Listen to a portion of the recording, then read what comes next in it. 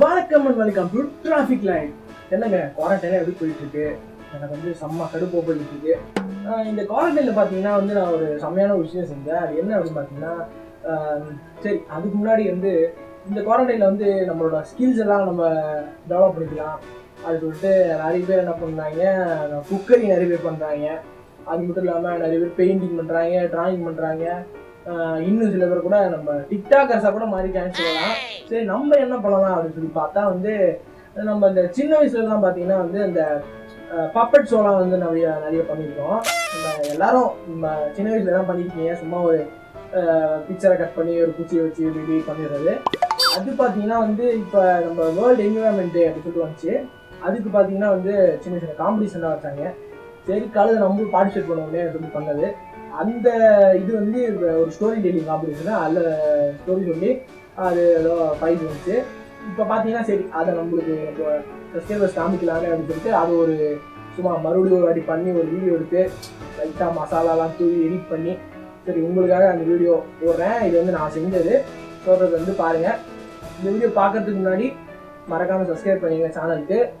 இந்த பின்னாடி இருக்கிற ஸ்டோரி உங்களுக்கு பிடிச்சிருந்துச்சுன்னா ஒரு லைக் ப்ரெஸ் பண்ணிடுங்க. ஓகே, இப்போ போய் இந்த ஸ்டோரி பார்க்கலாம். கொஞ்சம் சைல்டிஷாக தான் இருக்கும், அட்ஜஸ்ட் பண்ணிக்கோங்க. இன்று நாம் பார்க்க போகும் கதை புத்திசாலி முயலும் முட்டாள் சிங்கமும். காட்சி 1. ஓர் அடர்ந்த காட்டில் ஓர் சிங்கம் வாழ்ந்து வந்தது. அச்சிங்கம் தினமும் தன் வழியில் பார்க்கும் அனைத்து விலங்குகளையும் வேட்டையாடி கொண்டது. அந்த சிங்கத்தை அடக்கவே முடியவில்லை. காட்சி 2. காட்டில் உள்ள அனைத்து விலங்குகளும் ஒன்று கூடி இதை பற்றி பேசியது. அப்போது ஓர் விலங்கு,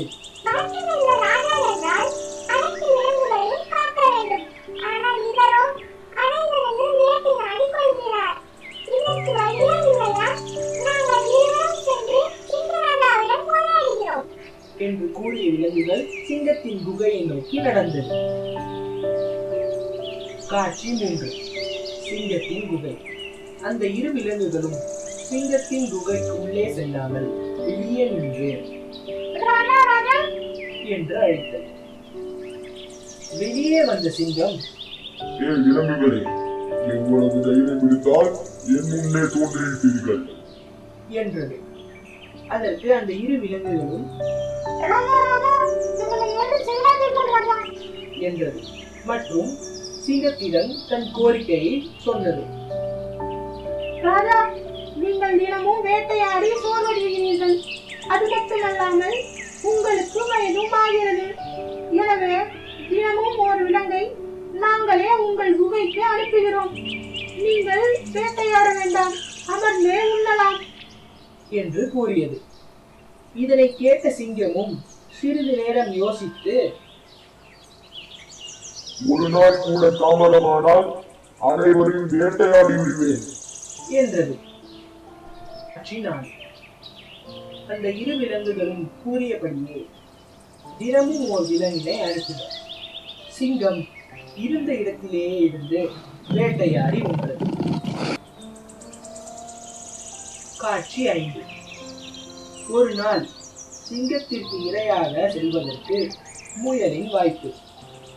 அந்த முயலுக்கோ வாழ வேண்டும் என ஆசை. என்ன செய்வது? குகைக்கு செல்லவில்லை என்றால் அனைத்து விலங்குகளையும் வேட்டையாடி விடுவார் ராஜா என்று சோகத்துடன் சென்று கொண்டிருந்தது. செல்லும் வழியில் ஓர் கிணறு தென்பட்டது. அந்த கிணற்றுக்குள் எட்டி பார்க்க முயன்றது முயல். கிணற்றுக்குள் அதன் பிரதிபலிப்பை பார்த்த முயலுக்கோ ஒரே ஆச்சரியம். திடீரென்று அந்த முயலுக்கு ஒரு யோசனை தோன்றுகிறது. காட்சி 6. சிங்கத்தின் குகை.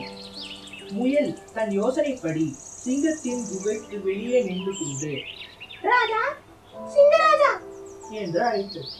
வெளியில் வந்த சிங்கம், முயலே, என்னை இவ்வளவு தாமதமாக வருகிறாய் என்று கேட்டது. அதற்கு முயல், ராஜா, நான் வெகு நேரத்திற்கு முன்பே உங்கள் குகைக்கு சென்று விட்டேன். ஆனால் வரும் வழியில் உங்களை போன்றே ஒரு சிங்கத்தை பார்த்தேன். அது மிக வலிமை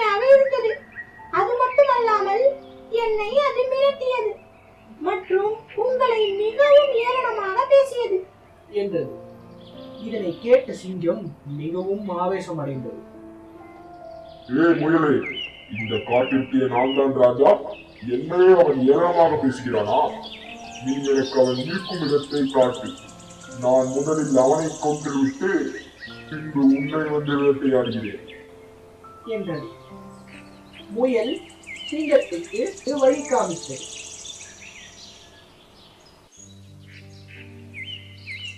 காட்சி 7. கிணறு. சிங்கத்திற்கு வழிகாட்டிக் கொண்டிருந்த முயல் வெகு நேரத்திற்கு பிறகு அந்த கிணற்றை வந்தடைந்தது. ராஜா, இந்த கிணற்றுக்குள் தான் அந்த சிங்கம் இருக்கிறது என்றது. கோபத்துடன் அச்சிங்கம் கிணற்றுக்குள் எட்டி பார்த்தது. கிணற்றுக்குள் தெரிவது தன் பிரதிபலிப்பு என்று அறியாத சிங்கம் அந்த பிரதிபலிப்பை பார்த்தே முறைத்தது.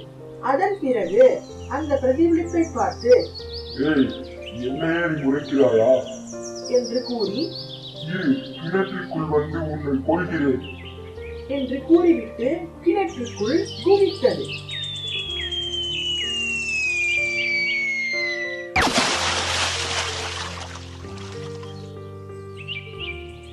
காட்சி 8.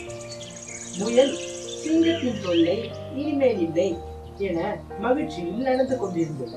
வழியில் அந்த மற்ற விலங்குகள் முயல் உயிரோடு இருப்பதை பார்த்து வியந்தன.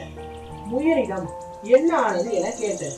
அதற்கு முயல் நடந்த அனைத்தையும் கூறியது. நடந்த அனைத்தையும் கேட்ட விலங்குகள் முயலை பாராட்டின.